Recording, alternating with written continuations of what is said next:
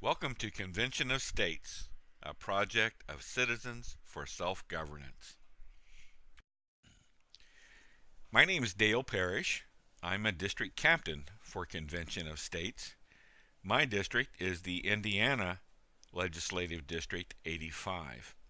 A good way to keep up with our movement is to check in with our websites, conventionofstates.com and cosaction.com. In addition, my monthly newsletter is something I will be happy to send to you each month as long as you provide me with your email address. Also, my phone number is listed as well as my email address should you have a need to contact me. This presentation is designed to cover the Convention of States basics. It's an introductory presentation for the individual wanting to learn about Convention of States and get an overview of the project. The Convention of States movement is a three-pronged project: the problem, the solution, the plan. The problem. If we look at the problem from the 35,000-foot view, the problem is our federal government is out of control. To make matters worse, our elected officials lack the willingness and the courage to correct matters. Now, this situation has been going on for decades, with both political parties contributing. Well, if we come down to the 10,000-foot view, we find that there are four major abuses perpetrated by the federal government. Number one, our country has a spending and consequently a debt condition that continues to get worse every year. Number two, we have a huge unconstitutional administrative state creating an overblown regulatory burden on individuals and business. Number three, states are losing their sovereignty. And number four, our federal decision-making process through separation of powers has broken down. Well, let's take a brief look at each one of these. Our spending and debt crisis. Our national debt is now approaching $20 trillion and rising. Our unfunded liabilities for programs like Social Security, Medicare, and other government programs now exceeds $120 trillion. Actually, some estimates put that number at in excess of $200 trillion. Even if all income was confiscated, it would not be enough to cover our debt. Little is being done to address this ever-growing problem. The National Debt Clock. If you don't watch the National Debt Clock, I highly recommend periodically checking this website at usdebtclock.org. The site contains a wealth of financial information, not only on a national level, but you can even drill down to the state level. High federal debt puts the United States at risk for a number of harmful economic consequences, including slower economic growth, a weakened ability to respond to unexpected challenges, and, of course, the possibility of a debt-driven financial crisis. The regulatory crisis. The administrative state has grown to become considered the fourth branch of government. The groundwork for the administrative state was laid by Woodrow Wilson and Frank Goodenough in the late 1800s. The administrative state, however, really took off under President Woodrow Wilson and the progressive movement. FDR certainly expanded the administrative state with the New Deal, and LBJ with the Great Society. Actually, all presidents have contributed to its steady growth. Today, many federal agencies can not only make law through regulation, but implement those regulations and even enforce adherence. The very definition of tyranny, according to James Madison. An example of the volume of regulations being generated was provided to us by our friend Senator Mike Lee, and this pertains to 2013. Behold my display of the 2013 Federal Register. It contains over 80,000 pages of new rules, regulations, and notices, all written and passed by unelected bureaucrats. The small stack of papers on top of the display are the laws passed by elected members of Congress and signed into law by the President.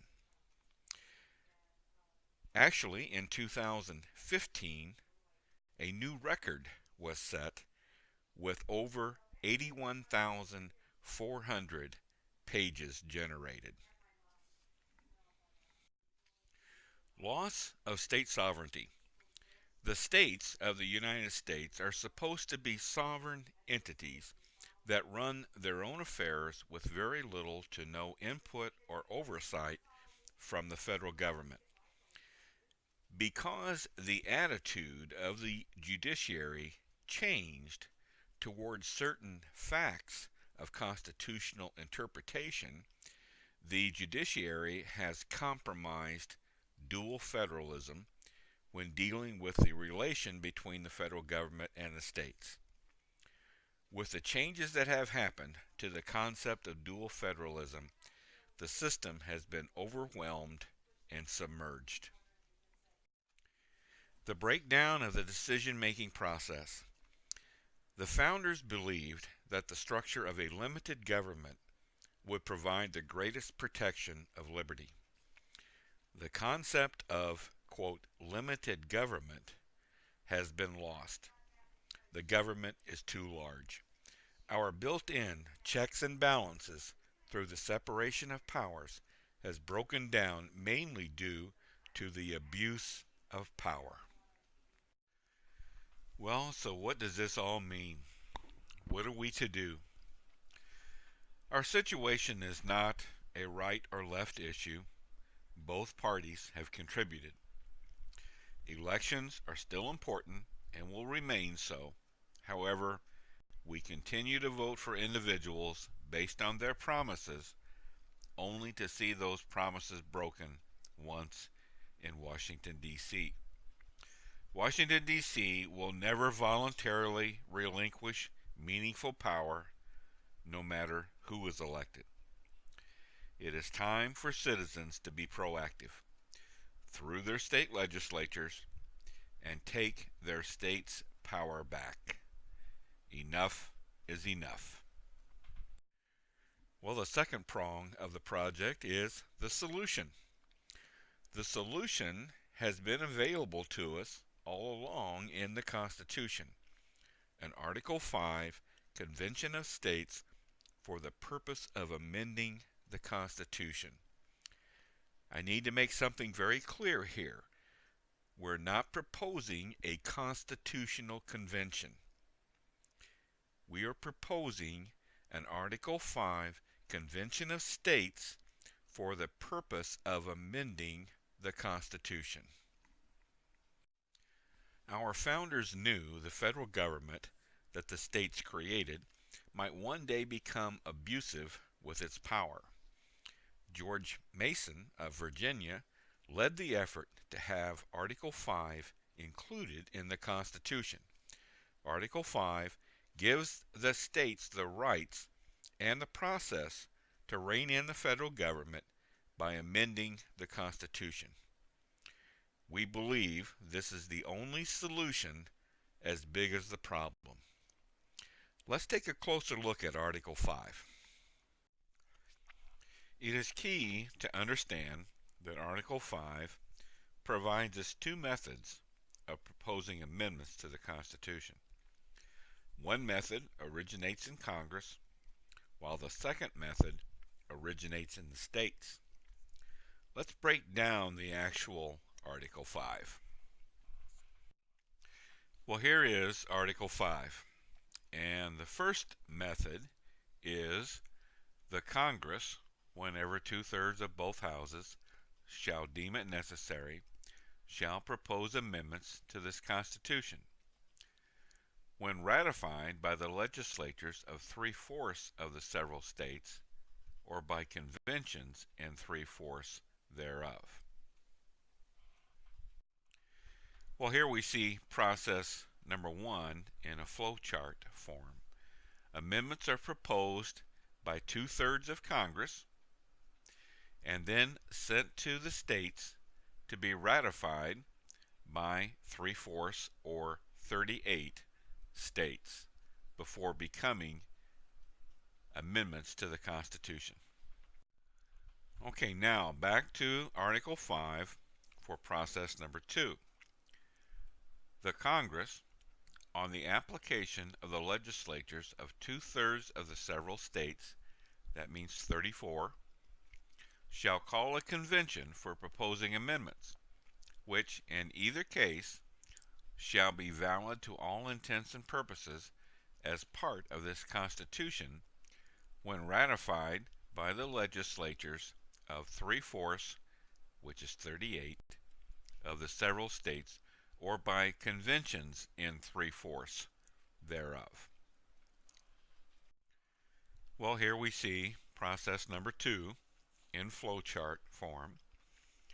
Amendments are proposed by a convention of states called at the request of 2/3, which is 34, of the state legislatures. And then any proposed amendments then need be ratified by 3/4 of the state legislatures, which means 38 states must ratify any and all proposed amendments before they become actual amendments to the Constitution. Well, here we have some suggested possible amendments. First is a balanced budget amendment. Based on our surveys, that is the most popular suggested amendment. The second most popular suggested amendment is term limits on Congress and Supreme Court judges. The next is the repeal of the 17th Amendment. Many believe this is where the states lost their control and input to the federal government when the 17th Amendment was ratified. Next, limits on taxation, protecting the vote with a national ID, and abrogation authority. And that is, in essence, giving the states the ability to nullify a federal law issued by Congress, President, or administrative agencies, whether in the form of a statute, decree, order, regulation, rule, opinion, decision, or any other form. That's abrogation authority.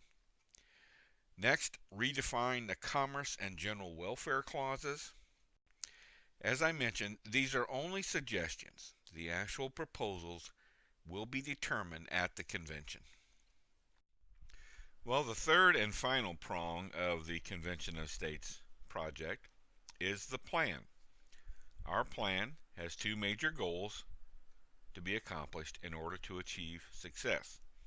Goal number 1, a unique application strategy, and goal number 2, long-term grassroots mobilization. Unique application strategy.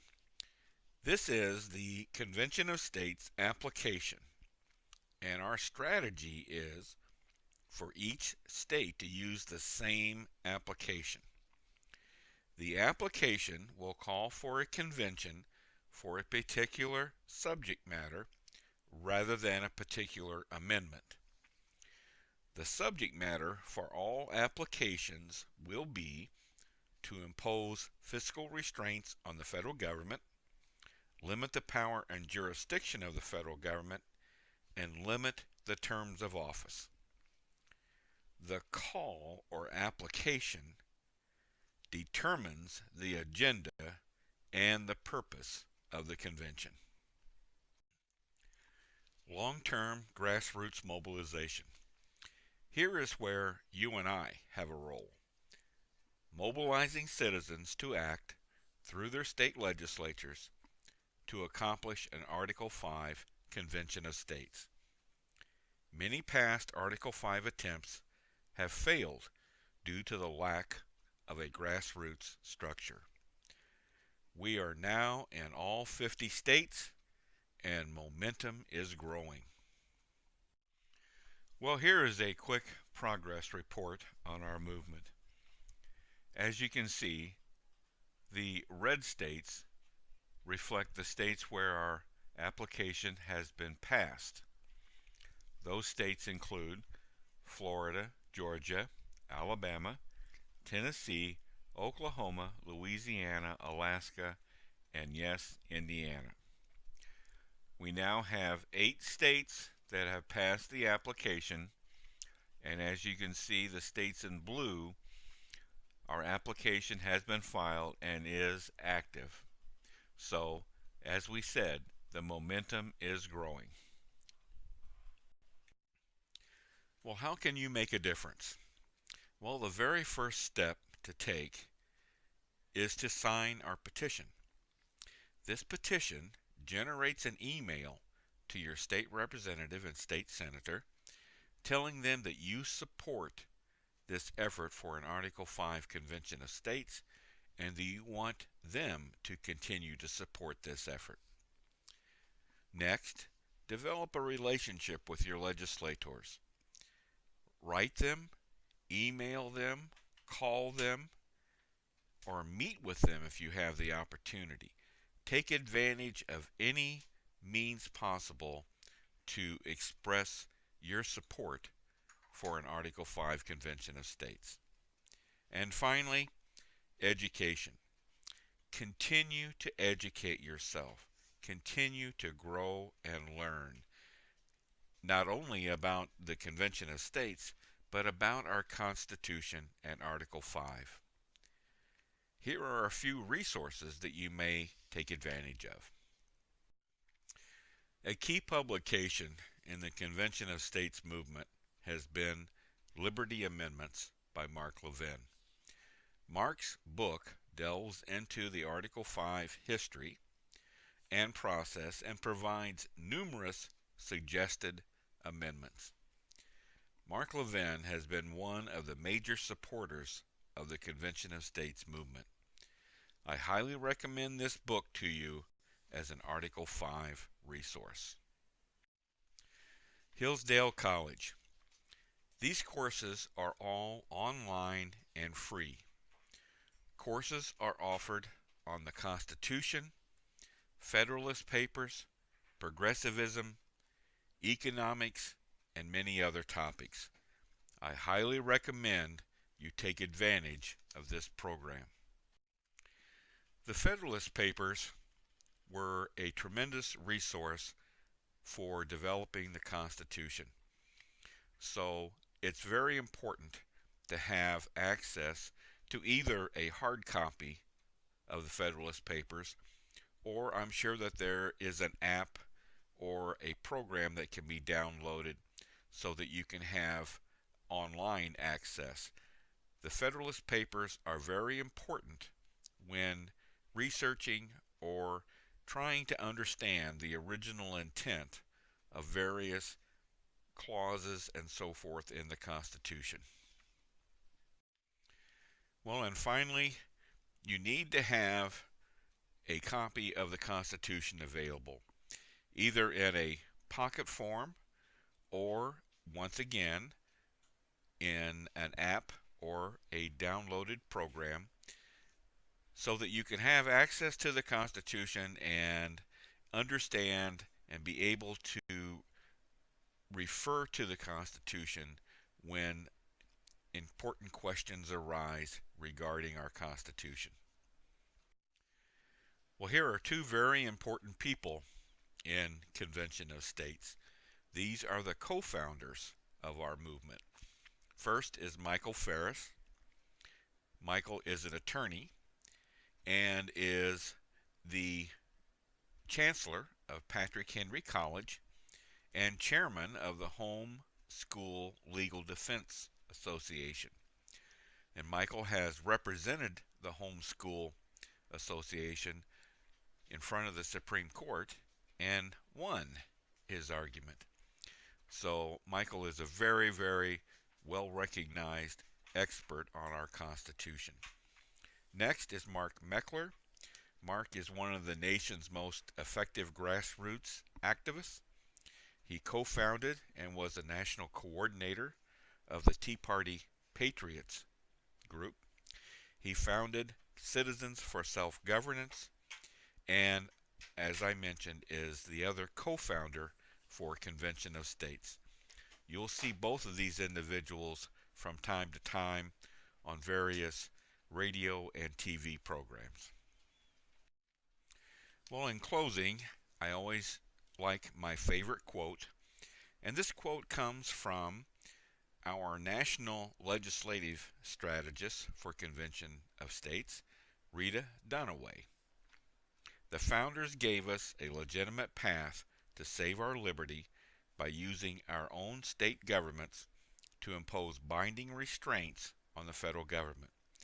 It is time to dust off the tool the founders gave us in Article 5 and get started.